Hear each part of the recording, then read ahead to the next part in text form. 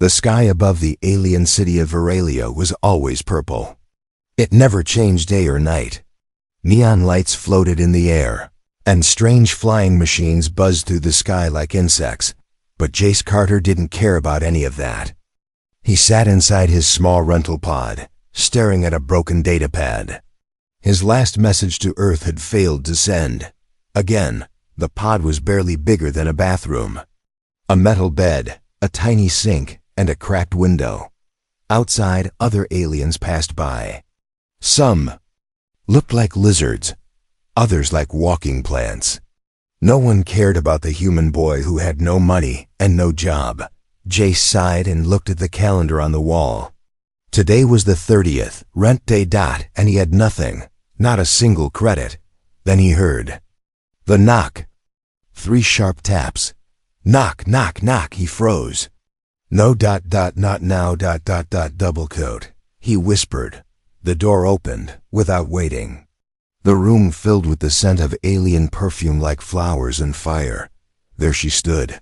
Kathira. She was tall, graceful, and blue-skinned. Her eyes were silver, glowing softly. Her black dress moved like smoke. She didn't look angry. She didn't look kind. She just was. The landlady of this part of the city. Rent is due, she said in a cold, smooth voice. Jay stood up quickly. I know, I just ... I don't have it yet. Kathira tilted her head, eyes scanning him like a scanner. I gave you 2 extra weeks, she said. I could evict you now, throw you into the street.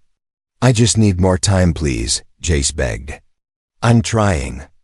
I sent job requests to the docks, the mines, even the trash units. Kathira stared at him silently for a long moment. Then, to his surprise, ... she smiled. Just a little. You have nothing, she said.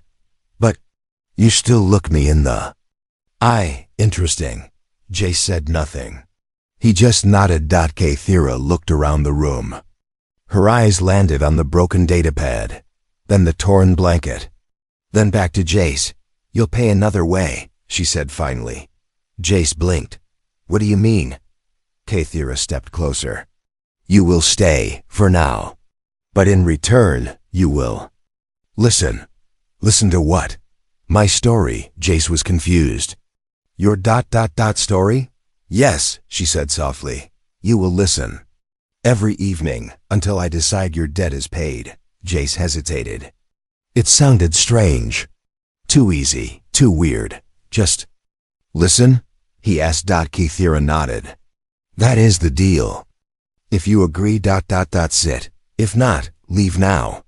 He slowly sat down on the edge of the metal bed. Kathira sat across from him on the crate that served as a chair. Her silver eyes did not blink. She began to speak. A long time ago, she said, I was not a landlady. I was a warrior, one of the best. My planet trained us to fight, not to feel. Jace listened quietly. I had a husband. His name was Viker. He was bold, strong, and very smart. Smarter than me, even. He built machines. He dreamed of time travel. Soul transfer, rebirth. Kathira's voice became softer. They called him mad, but I believed in him. Jace leaned forward. What happened to him? He disappeared. 10 years ago. During an experiment. A wormhole. His body was never found. Only his words remained. She reached into her coat and pulled out a small device. It glowed with a faint blue light. She tapped it once. A 3D hologram appeared. A young alien male stood. Tall, smiling. He had short dark hair and silver eyes. Jace's heart skipped a beat. The man looked just like him. Same face. Same eyes, same jawline. Kathira watched his reaction. That's not possible, Jace said. I thought the same. Kathira replied. Until I saw you. Until I ran your ID through the old systems. Jace stood up. Wait, you ... you ran my DNA? Kathira nodded slowly. You are not him, but you are part of him. Your body, your cells, carry traces.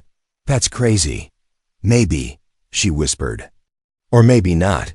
The universe has rules, but sometimes ... it forgets them. Silence filled the room. The hologram slowly faded. I don't understand, Jace said. You will, Kathira replied, if you keep listening. She stood up, brushed off her dress, and turned toward the door. Same time tomorrow. And then she was gone. Jace sat there stunned, no rent, no job.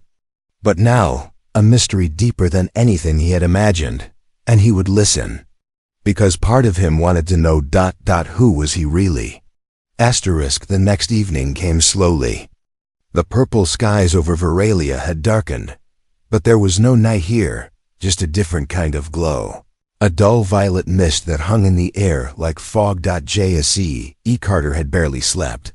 He kept staring at the ceiling of his small rental pod, his thoughts spinning in all directions. The face in the hologram, the alien man who looked exactly like him, it had burned into his mind. His own reflection felt strange now, like it didn't belong to him. Who was Viker? And why did this powerful alien landlady think Jace was connected to him? At exactly the same time as the night before, the door opened again. No knock. No warning. Just the scent, floral, smoky, almost electric, and the sound of her steps. Kathira entered like a queen walking into her own throne room, tall and calm, dressed in a deep red robe that shimmered like molten glass. You're still here, she said, not asking, just observing. Jace nodded. Yeah, I want to know more. Her silver eyes watched him closely. Curiosity is a good start. But it is not enough. You must also have patience. And courage. My story is not a peaceful one. She sat down across from him again. No datapads, no devices. Just her voice. She began without hesitation. I was born in the city of Navora, on the moon world Kalyar. My family belonged to the military class. From childhood we were trained to fight, to lead, to obey. I did not have time for games. I did not have time for dreams. Only strength mattered. She paused for a moment, as if reliving those years. In her mind, I rose quickly through the ranks. By the time I was 20 cycles old, I was already leading border patrol missions. That's when I met him, Vaker. He was not a soldier. He was a thinker, a dreamer, an inventor, but he was bold. He challenged everything I believed. He said the greatest war was not on the battlefield, but inside the mind. Jace leaned forward, completely silent now. Her words didn't feel like a story, they felt like a confession. A memory that had waited too long to be told. At first, I hated him, she said. He was too loud, too confident. He broke rules. He asked questions no one wanted to answer. But slowly ... he changed me. He made me curious about the universe. He made me wonder if there was more to life than orders and victories. Her eyes softened, just a little. We fell in love. Quietly, secretly. My people did not approve of such things, especially not between a warrior and a scientist.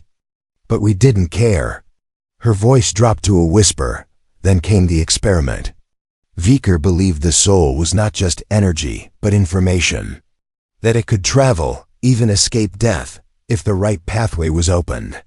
He built a chamber, deep underground, where he tried to send a copy of his consciousness through a wormhole. I warned him it was too dangerous. But he was sure. Her hands clenched for a second, fingers shaking. I was there when he vanished. 1 second he was standing inside the machine, and then light.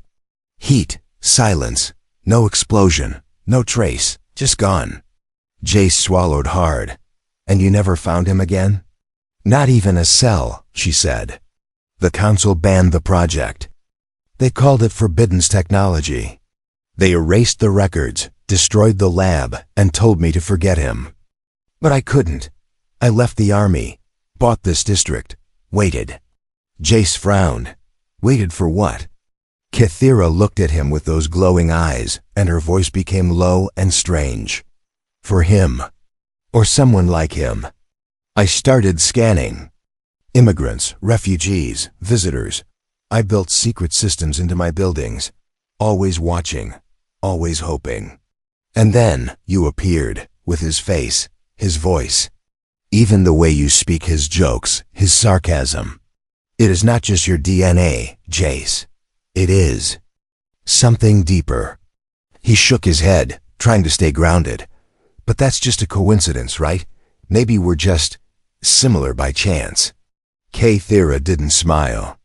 She only said, "There are no chances in the quantum realm." The words sent a chill. "Through him, I ran your DNA through the ancient logs," she continued. "You share 97% of his genome. Not just similar, you're nearly a twin. But the scan also shows new structures. Human patterns, Earth origin. You are not a clone. You are something else. A bridge." Jay stood up, pacing now. "So what are you saying? That I'm him? That I'm your dead husband reborn?" "No," she said, "you are not him. You are. Not mine, but you may carry a part of him.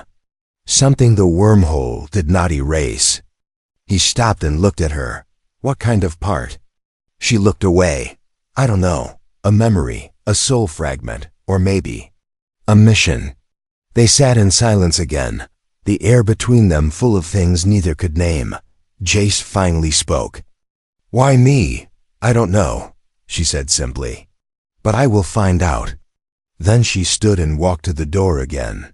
But this time she paused before leaving. "There's something I didn't tell you," she said without turning. "Something I found 2 days ago. A signal. Old, encrypted, buried under junk data." Jace looked up quickly. "What kind of signal?" She turned her head slightly, eyes half lit. "A message. From Vicar, sent across time, and it mentions Earth." Then she walked out, leaving the door open behind her, and Jace, still standing in the middle of the room, felt something shift inside him like a memory he never lived. Trying to wake up. Jace couldn't sleep. Not even a little. He had spent the whole night sitting by the small window of his pod, staring out at the purple mist of Veralia. His mind raced like a broken starship. There were too many questions, and not a single answer. Made sense. Kathira had left him with just a few words. "There's a signal from Vicar. It mentions Earth." But how? Her husband had disappeared 10 years ago, long before Jace was even born. He wasn't supposed to be connected to any of this. He was just a lost human from a broken Earth, trying to survive on a planet that barely tolerated him, and yet here he was, being told he shared DNA with an alien from another world. The next morning, Jace walked through the city like a ghost. He didn't see the glowing signs, didn't hear the traffic drones. He didn't even respond when a street vendor tried to sell him roasted larvae on a stick. He walked straight to one place, the underground clinic in Sector 9. It wasn't fancy. Just metal walls, flickering lights, and a grumpy old tech named Dr. Miko, who didn't ask too many questions. For a price, Jace sat on the cold metal table and handed him a small chip. "This came from my building's ID system. It has my DNA profile on it," Jace said. Dr. Miko grunted, pushed his goggles down, and plugged the chip into his scanner. "You want a match check?" he asked. "Yeah," Jace replied. "I need to know if this DNA is mine, or copied, or tampered with." The old tech looked at him. "That's expensive." Jace pulled out a small silver ring from his pocket, his last valuable item. "Will this cover it?" Dr. Miko nodded slowly. "It'll do," the scanner whirred to life. Blue lights blinked. Screens filled with data and strange symbols. Jace held his breath. After 10 minutes, Dr. Miko raised his eyebrows. "Well, this is interesting," he said. Jace stood up quickly. "What is it?" "You're human, no doubt. Earth origin, natural birth, nothing artificial, except this." He pointed to the screen. There, among the DNA maps, were strange symbols marked in red. "This part?" Dr. Miko said. "It doesn't." Match anything from Earth. These are foreign sequences, alien, almost like code. Jace's throat felt dry. Can you identify it? The old tech shrugged. Maybe, but I'd have to compare it with something. You have another sample? Jace hesitated. Then, without another word, he pulled out the recording device Kathira had shown him, the one with Vaker's last hologram. Dr. Miko plugged it in, and the scanner ran again. The lights blinked faster. The air felt heavier. Then it stopped. The result appeared on the screen in red letters. 97.4% match found. Dr. Miko's voice was low now. You share over 97% DNA with this Vaker guy. That's beyond coincidence. You're a near twin. Jace sat back down. The room felt like it was spinning. How is that possible? He whispered. Dr. Miko scratched his head. I don't know. You're not a clone. Your DNA is stable, no sign of artificial growth. You weren't made in a lab, you were born. But someone or something added alien fragments to your code. Why? Jace asked. No idea. But one thing's clear, your existence isn't normal. Jace left the clinic in silence. The answers were worse than the questions. Back at the rental pod, Kathira was waiting. She didn't smile. Didn't ask where he had gone. She already knew. I felt the signal spike from your scanner. She said, you went looking for truth. Jace dropped the chip on the table. 97%. That's what the scan says. But I'm not him. You said so yourself. Kathira didn't move. Her voice was calm. You are not Vaker, but you carry him. What does that even mean? Jace snapped. Am I a weapon? A project? Some kind of mistake. Kathira stepped closer. You are something new. A bridge between species, between past and future. I don't know how, but I know why. Jace looked up at her, his eyes wide. Why? She raised her hand and opened her palm. A small crystal floated above it, glowing softly. It projected a message, old, faded, but still clear. A deep voice spoke from the air. Calm, confident, familiar. If I don't make it back, I'll find you in another life. Jace's mouth went dry. That voice, he said. That's him? Kathira nodded. That message was recorded 2 days before his disappearance. It was buried inside his lab's last transmission. Encrypted. With an Earth-based key. He planned something, Jace. Something impossible. Jace stepped back. His heart was pounding. You think he made me? Kathira didn't answer right away. Then she said something that made the whole room feel colder. I think he knew he wouldn't return, and I think he found a way to send part of himself forward, not through machines, but through life. Jace turned to the window. Outside, the purple fog swirled slowly, like it knew something he didn't. I don't want to be someone else's experiment, he said quietly. You are not, Kathira replied. You are your own story now. But you need to know what came before, because someone else knows about you. Someone dangerous. Jace looked at her sharply. Who? Kathira walked to the door again. Her tone became cold and sharp. The Xerox Empire banned Vaker's work. If they find out about you, they will erase you. Just like they erased him. Jace's hands curled into fists. Then what do we do? Kathira paused, then turned. We run. And with that, she disappeared into the hallway.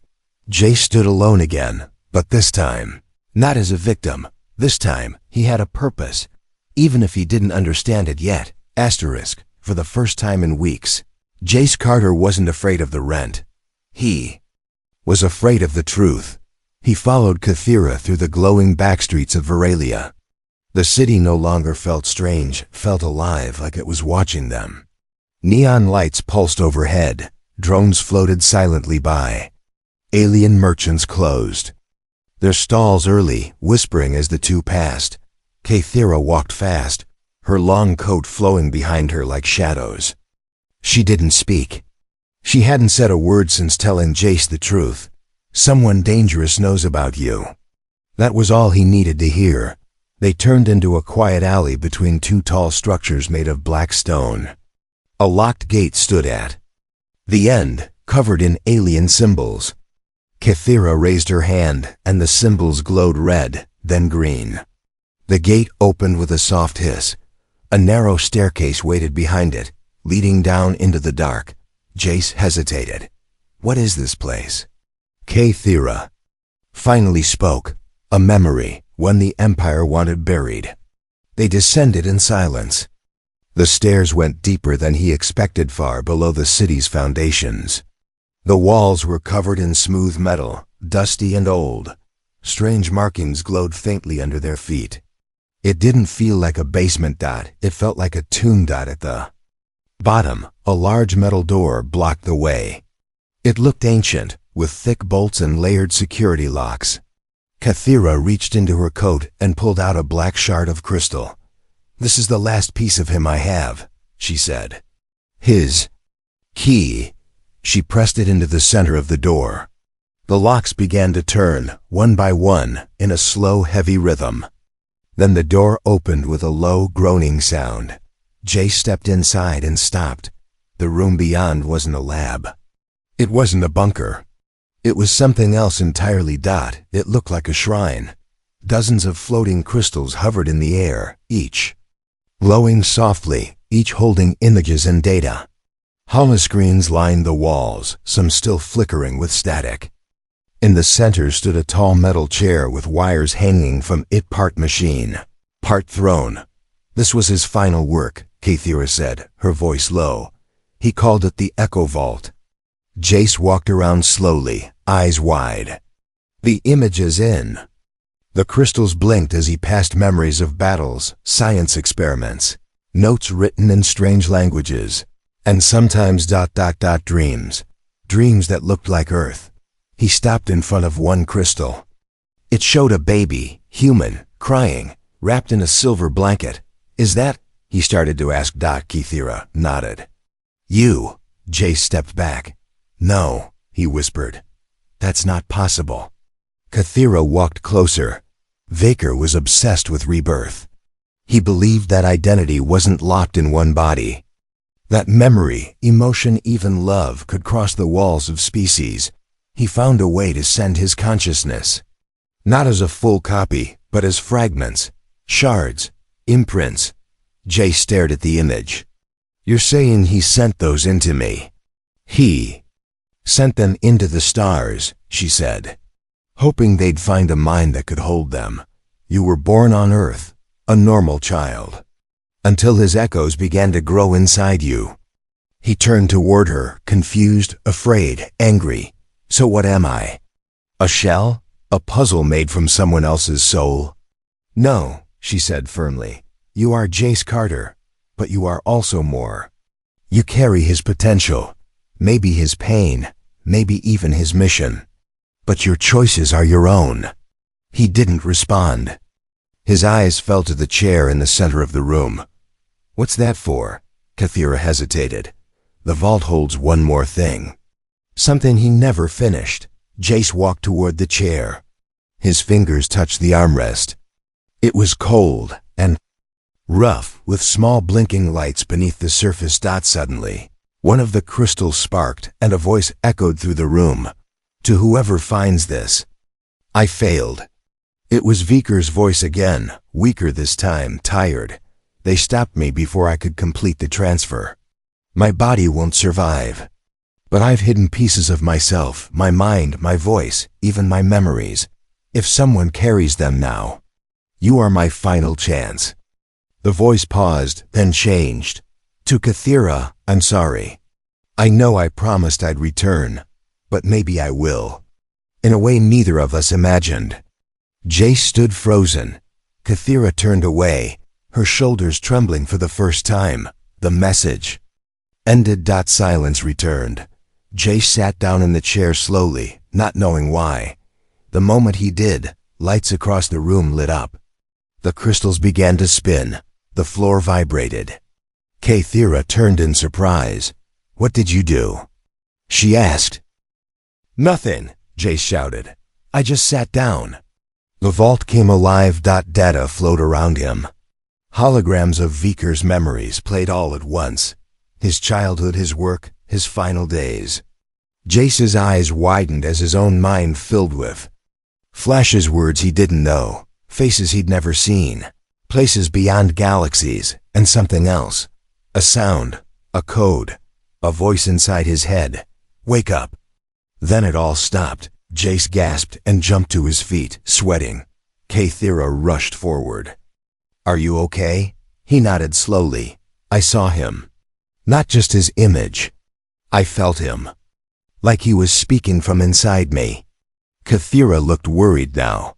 Then the vault worked, or started to. Jace looked down at his hands. They trembled slightly. I think he left more than just memories, he said. I think he left instructions. Before Kathira could reply, a sharp beeping sound filled the room. She pulled out a small communicator from her belt. The screen flashed red. Her face turned pale. They found us, she said. The Empire. Jace's heart sank. They're coming? No, she said grimly. They're already here. An explosion shook the building above them. Dust fell from the ceiling. Crystal shattered. Sirens echoed from the streets. Jace ran to the door. How do we get out? Kathira hit a hidden panel in the wall. A secret tunnel opened to the left. Follow me, she said. If they catch you now, they won't ask questions. They'll erase everything. As they disappeared into the tunnel, the vault behind them closed once more, silent, cold, filled with voices of the past. And Jace knew this wasn't just about rent anymore. This was war. The tunnel was tight, dark and full of dust. Jace Carter could barely see more than a few feet ahead. Kathira moved quickly, her steps silent, but confident. Behind them, the city above roared. Sirens echoed. Fire lit up the vents. The Empire wasn't just nearby. It was already tearing the place apart. Jace's legs burned. His heart thudded in his chest like a drum. He hadn't been trained for this. He wasn't a soldier. He wasn't a hero. He was just a broke human who got lost in the wrong galaxy. But now? He wasn't sure who he was anymore. They reached the end of the tunnel. A panel slid open, revealing a broken-down maintenance chamber beneath an abandoned rail station. The walls were cracked, stained with time. A faint hum of energy pulsed through the ceiling. Kathira slammed the door shut behind them and locked. 3 security bolts with glowing alien symbols. She turned to Jace, her breathing calm even after all that. They'll scan the building, she said. If they find the vault open, they'll trace its last signal. We have maybe 20 minutes, maybe less. Jace leaned against the wall, trying to breathe. Why now? Why do they care? They always cared, Kathira said. They just didn't know where to look until today.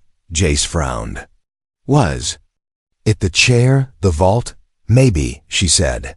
Or maybe it was the voice inside your head. When you connected, the vault echoed. They must have picked up the pulse. Jace shook his head. What do they want, me or him? Kathira looked at him carefully. They don't see a difference. Her words sat heavy between them. Suddenly, a soft ping came from her belt. She pulled out her communicator and stared. At the screen, a red symbol blinked slowly, shaped like a dagger inside a sun. Kathira's face hardened. They've marked you, she said. You're on their internal list now, a Class 9 threat. Jace blinked. I don't even know what that means. It means they believe you are dangerous, unnatural, something that should not exist. He laughed bitterly. I don't even have a job. Kathira didn't laugh. You have Viker's echoes. And maybe more. The Empire fears things it doesn't control. It would rather destroy a mystery than solve it. Jace sat down on the floor. His hands trembled slightly. He didn't feel dangerous. He felt confused, lost, like he was standing in someone else's life, wearing someone else's face. But that voice in the vault, the way the crystals had reacted, he couldn't ignore it anymore. There was something inside him, and now others knew it too. Kathira stood in silence for a moment, then stepped forward and handed him a small device. "What's this?" he asked. "A memory patch," she replied. "Vecker left it. I was saving it until you were ready. But I don't think we have time to wait anymore." Jace looked at the patch. It was a flat disc, silver and black, with strange runes on its edge. "You place it at the back of your neck. It syncs with your neural path. You'll see what he saw, feel what he felt. But only for a few minutes. Will it hurt?" he asked. Kathira didn't answer. He didn't wait. He pressed the patch to his neck. It clicked, then melted into his skin with a cold sting. Everything went white. He wasn't in the room anymore. He was standing on a cliff under 3 suns. Alien birds flew overhead. The wind smelled like iron and flowers. And next to him stood Vecker, alive.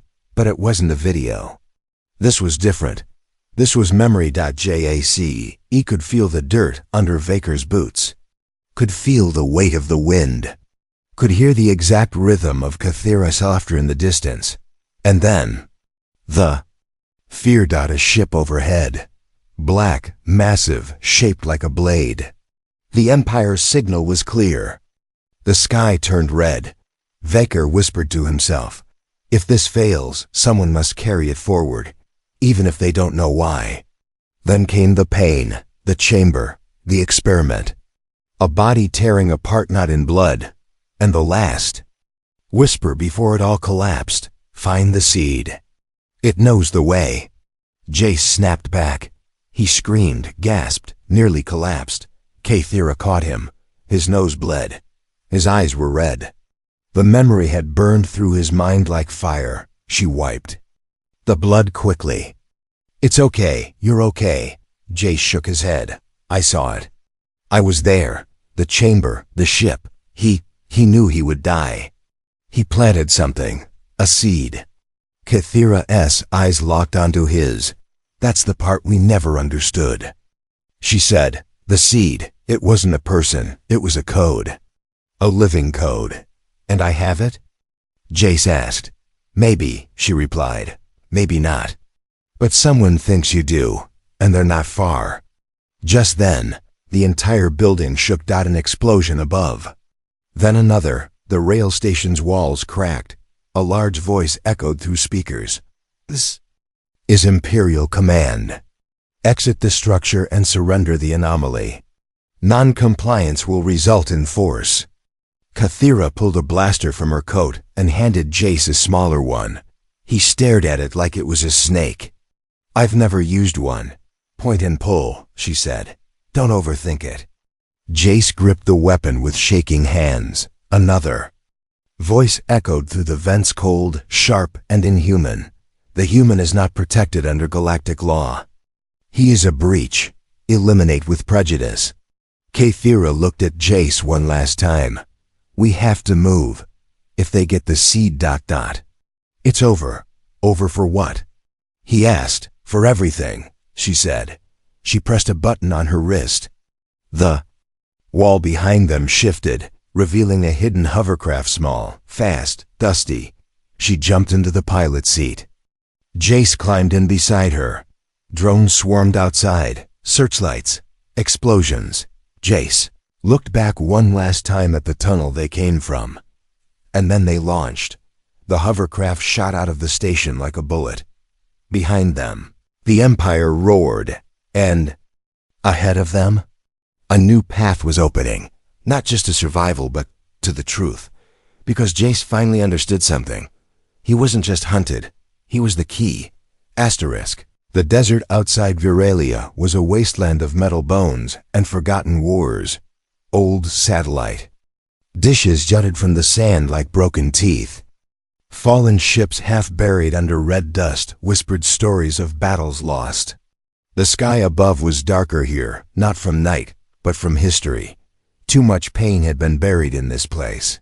And now, Jace, Carter, and Kathira were about to dig some Of it up. Their hovercraft glided low, engines humming just above silence.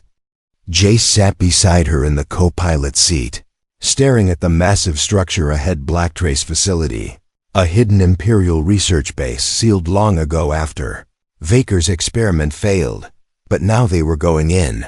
Are you sure it's still operational? Jace asked, his voice steady but low. Kathira didn't look at him. Vaker sent his signal from here. I tracked it. The last shard of his mind, his digital echo, was uploaded into the mainframe hours before the wormhole test. If any part of him is still alive, it's here. Jace exhaled slowly. And if it's not him? Kathira finally turned. Then it's something worse. The hovercraft landed inside a broken hangar bay, the doors half crushed by time. Dust and silence filled the air. Jace followed her through the darkness, stepping over broken cables and shattered metal panels. Every step echoed like a question. They stopped at a rusted terminal. Kathira pressed her palm against a scanner. It hissed. Denied. She didn't blink.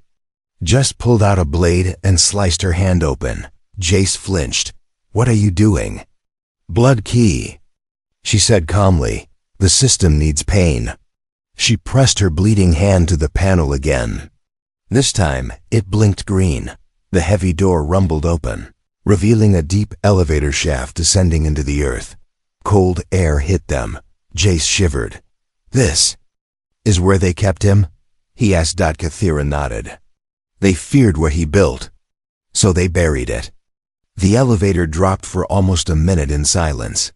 Finally, the doors opened to a vast chamber. Jace stepped out and froze. The room was enormous, circular, glowing with deep blue light. Tall server columns spun slowly along the walls. Thin cables hung from the ceiling like metal vines. And in the center stood a glass tube, filled with liquid. Inside it, floating motionless, was a face. Jace stepped closer. Was Vaker, young, calm, eyes closed but skin still glowing with light. From within. Not real, not human, but something close. What is this? Jace whispered. Kathira answered quietly. A digital brain, a preserved consciousness. He transferred part of himself into this system as backup. They called it the Ghost Core. The Empire shut it down. But Vaker left a back door. She walked to the main control pad and slid in the crystal key from her coat. The lights dimmed. The servers stopped spinning. The air felt thick. Then, without warning, a voice filled the room. You've come. It was soft, familiar, calm. Jace turned slowly. The hologram of Vaker appeared above the central tube. Full body, tall, strong, but glowing slightly like smoke. Jace Carter, the voice said. Or, should I say, the echo? Jace felt cold. So, you're him? The hologram tilted its head. I am what's left of him. A fragment, a reflection, not truly alive, not truly dead. But I remember everything. Kathira stepped forward. Her eyes shimmered. Is it really you? The hologram looked at her, smiled faintly. I missed your voice, it said. And your fire. Jace felt like he was watching something too personal, too painful. I have questions, he said suddenly, breaking the silence. Why me? Why Earth? Why this face? This life? The hologram turned to him. You were born like any other child. But your DNA was seeded with something ancient, my signature. My thoughts, my dreams. I knew I wouldn't survive. So I took everything I could and encoded it, not just memories, not just data. Purpose. Jace swallowed hard. So I'm just a vessel? No, the hologram said. You are the next version. A life of your own. But now, you must choose. Choose what? The lights in the chamber flickered. A panel rose from the floor. A headset, sleek and sharp, sat waiting on a pedestal. If you wear that, the hologram said, you will connect fully. My knowledge will become yours. My mind will merge with yours. You'll see everything. You'll become something new, but I will not survive. I will be erased for you to live. I must end. Kathira stepped forward quickly. No, that's not the way. There must be another choice. There isn't, the hologram said gently. One flame must go out for the other to burn brighter. Jace stared at the headset. Part of him wanted to say yes. He wanted answers, power, a reason. A place in this massive, cold universe. But another part, his human part, was screaming, "You're not him. You're you." His hands trembled. "If I say no," he asked. "Then I stay," the hologram said. "Alone, a memory in a jar. And if I say yes, then you become what I couldn't." Kathira's voice was suddenly sharp. "Jace, don't. You're not him. You're better. You made it this far without needing to be someone else." The room was silent. Jace looked at the headset one last time, and he stepped back. "I'm sorry," he said to the hologram. "But I can't be your second chance. I have to be my own." The hologram didn't frown, didn't cry. It smiled. "I hoped you'd say that." Then slowly the image began to fade. "Live well, Echo," the voice whispered. "And remember, the universe bends for those who dare to be more."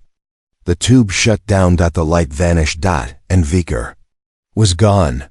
Jace stood there, breathing hard. Not broken, but whole. Kathira walked to his side. She didn't speak. She didn't need to. They left the chamber behind. The past had ended. Now it was time for something new to begin. The sky above Veralia was on fire. Crimson lights danced over the skyline as the Empire's warships hovered in silence, watching, ready. From the tallest towers, spotlights searched the city streets below, sweeping like eyes across the chaos. Every gate was locked. Every drone was armed. The target was clear. They weren't just hunting a man. They were hunting a question. Could something impossible exist? And choose to be free? Down below, hidden in the ruins of an old sewer system, Jace Carter and Kathira moved in silence. They had returned from Blacktrace only hours ago. No weapons. No plans, no backup. But Jace had something now that he didn't. Before clarity. He was no longer running to find out who he was. He knew now. He wasn't Vicar. He wasn't just an echo or a tool. He was a new life, a choice that had never been made before. And that made him dangerous. "The city's under lockdown," Kathira whispered, scanning the street with a pocket lens. "They're deploying something new. Something I've never seen." Jace peeked through a crack in the wall. Large black walkers, six-legged machines patrolled the area. Their sides were marked with golden symbols. Their heads held canisters glowing with violet smoke. "What is that?" he asked. "Memory burners," Kathira replied. "They don't just kill you. They erase all data linked to you. No trace. No records, like you never existed." Jace stared at them, then said, "They're afraid." "They should be," she said. They moved again, ducking into the shadows of a broken shipping yard. That's where Jace saw the screen. Giant floating holla ad projected over the skyline. Wanted, Jace Carter. Species, human. Status, unknown hybrid. Threat level, Omega. Capture, 1 million credits. Dead or alive. Jace blinked, then laughed. Under his breath, 1 million credits? That's kind of flattering. Kathira didn't laugh. It means the Empire has run out of time. They can't understand you, so now they'll pay anyone to end you. He looked at her. So what do we do? She turned toward him. We give them an answer. They spent the next hour setting up an uplink at an old broadcast tower, one of Vucker's old escape lines. Still connected to the galactic net, Kathira rewired the console. Jace fed power into the system using the last of the hovercrafts.